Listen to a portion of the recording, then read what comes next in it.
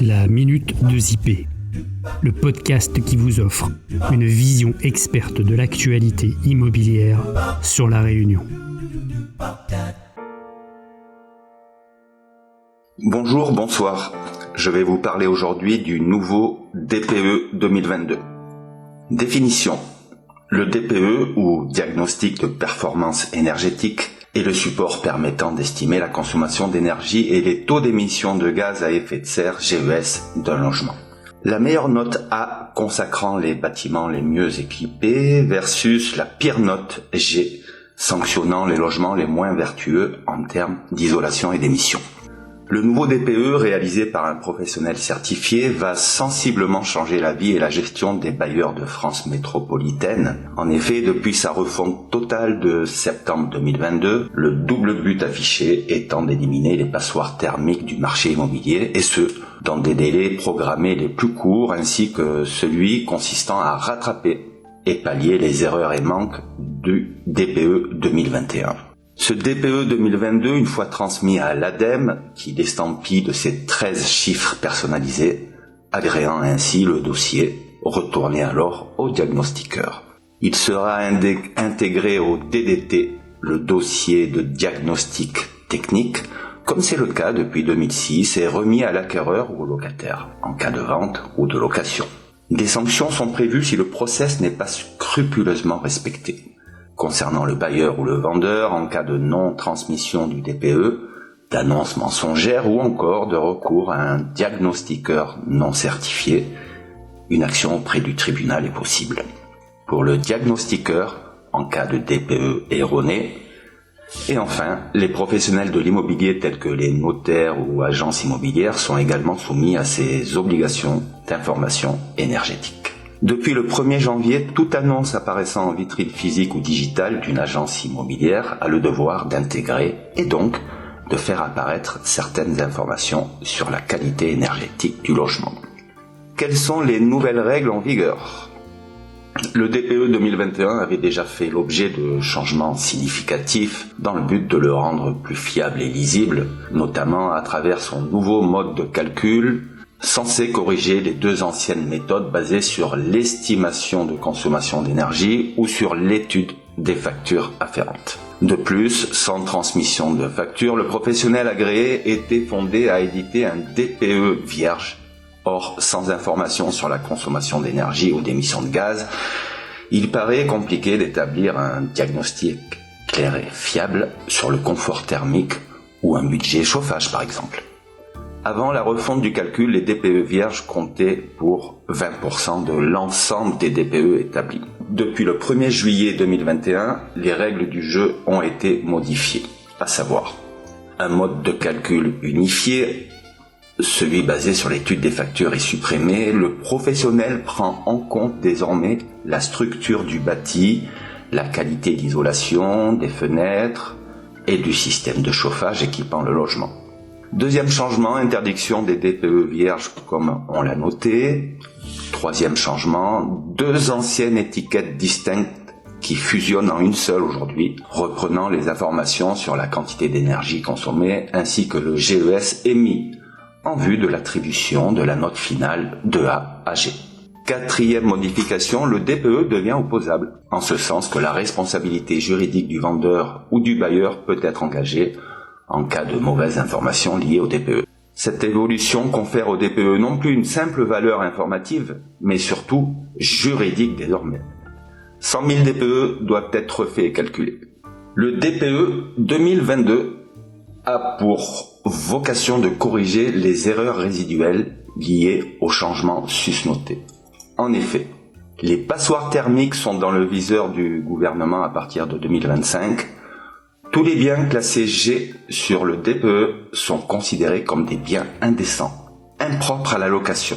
En cas d'absence de travaux de rénovation, les biens classés F passeront sous les fourches codines du nouveau DPE en 2028. La nouvelle formule de calcul depuis le 1er janvier 2021 comportait malheureusement une erreur ayant entraîné à tort des classements défavorables en F ou G. Un grand nombre de logements construits avant 1975 ont pâti de ce mode de calcul, sont concernés. Vendeurs avec des prix revus à la baisse et bailleurs menacés d'interdiction de location de leurs biens.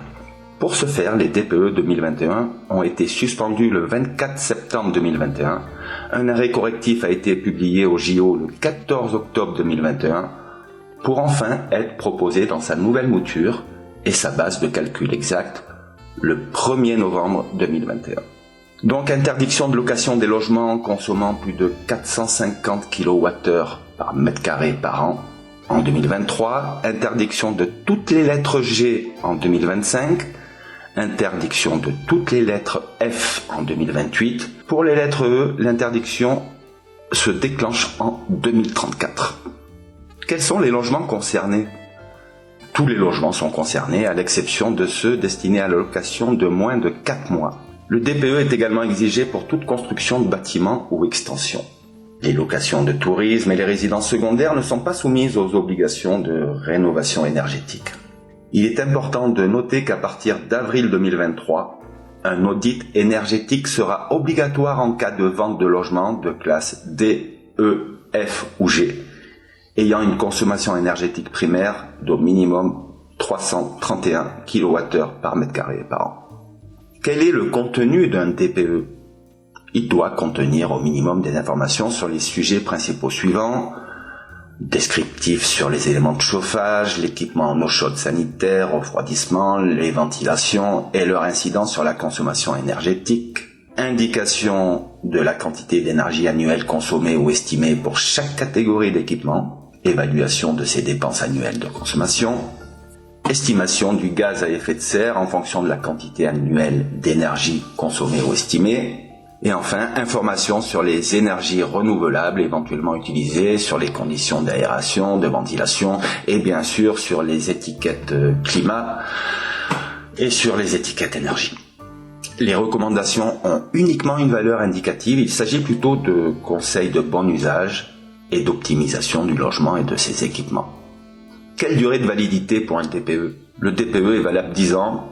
Les DPE établis entre le 1er janvier 2018 et le 30 juin 2021 sont valables jusqu'au 31 décembre 2024 et ceux produits entre le 1er janvier 2013 et le 31 décembre 2017 le seront jusqu'au 31 décembre 2022. Quel est le prix d'un DPE ? Il n'existe pas de grille officielle de prix qui ne sont donc pas réglementées, mais ils dépendent notamment de la date de construction du logement, de sa surface, de sa localisation, de son système de chauffage. Il est communément admis avec l'ADEME que la fourchette moyenne de prix se situe entre 100 et 250 euros. DPE ou audit énergétique ? Le DPE obligatoire analyse les performances énergétiques du logement à l'instant T, sur lesquelles l'audit énergétique se basera pour lister ses conseils et préconisations. Des travaux seront alors proposés afin d'améliorer les paramètres d'isolation et d'émission de GES du bien. L'audit contiendra un plan d'action, un chiffrage du gain estimé en énergie et finances, ainsi que le coût des travaux ou le montant des aides possibles telles que MaPrimeRénov' et les primes énergie. Quelles sont les contraintes rencontrées aujourd'hui ? 3 niveaux de freins principaux rencontrés. D'abord le coût. Une trésorerie disponible en ces temps d'économie n'est pas l'apanage de beaucoup de propriétaires. En second, les difficultés techniques liées aux travaux. Et enfin, des problèmes liés aux copropriétés. Lors des assemblées générales, il n'est pas évident de recueillir un vote unanime. Le DPE collectif opposable pourrait constituer une solution permettant de satisfaire les intérêts communs des bailleurs et des occupants. Les banques pourraient détendre la situation en proposant des prêts travaux au taux attractif ou des crédits conditionnés à la classe énergie du bien considéré. Comment améliorer sa note ? Si le classement énergétique de votre logement vous handicape pour une future vente ou une location, il s'agira de procéder aux travaux de rénovation préconisés par le DPE et l'audit. Le rapport de diagnostic a détecté très précisément les angles sous lesquels il faudra travailler, indications précieuses sur les sources de perte de chaleur à pallier et les travaux nécessaires afférents. Il conviendra de mettre votre DPE à jour à l'issue de ces travaux. Quelques chiffres à vous proposer. La France compte plus de 5,2 millions de logements classés F ou G. considérées comme des passoires thermiques, sur un total de 30 millions de résidences principales. La part de passoires énergétiques étant plus importante dans le secteur des résidences secondaires, 32%, 1 200 000 biens, et des logements vacants, 27%, 800 000 logements. Les propriétaires de ces biens sont 26% à désirer vendre, 32% se situent dans une optique de rénovation. 51% des Français estiment nécessaires les travaux de rénovation énergétique et 80% des ménages évaluent l'évolution de la loi comme une solution efficace pour atteindre la sobriété énergétique. Concernant les propriétaires désireux de se lancer dans ces travaux d'amélioration, leur budget moyen prévisionnel est en nette progression, passant de 3 579 € à 7 836 €. 53% des propriétaires immobiliers ne connaissent pas l'étiquette énergétique de leurs biens.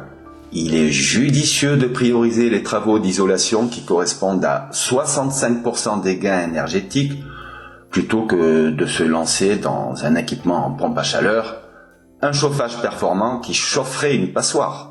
Les chiffres sont issus du journal Les Échos. Il existe la possibilité de contrôler la validité d'un DPE en quelques clics sur la plateforme de l'ADEME, l'Observatoire des DPE, en incrémentant les fameux 13 chiffres reçus comme vu précédemment. 11 millions de DPE y sont stockés et répertoriés. Concernant la Réunion, l'audit énergétique d'avant-vente, quand sera-t-il exigé ? Même si l'audit énergétique obligatoire d'avant-vente n'entrera pas en vigueur au 1er septembre 2022 comme en métropole, il sera tout de même imposé aux Outre-mer, dont la Réunion, et ce, dès le 1er juillet 2024, pour les biens classés F ou G au DPE. Ce sera ensuite le tour des biens en monopropriété classés E à partir du 1er janvier 2028, et ceux classés D à compter du 1er janvier 2034. Bien entendu, ce calendrier présuppose l'entrée en vigueur préalable d'un DPE adapté aux particularités du territoire et des logements réunionnais.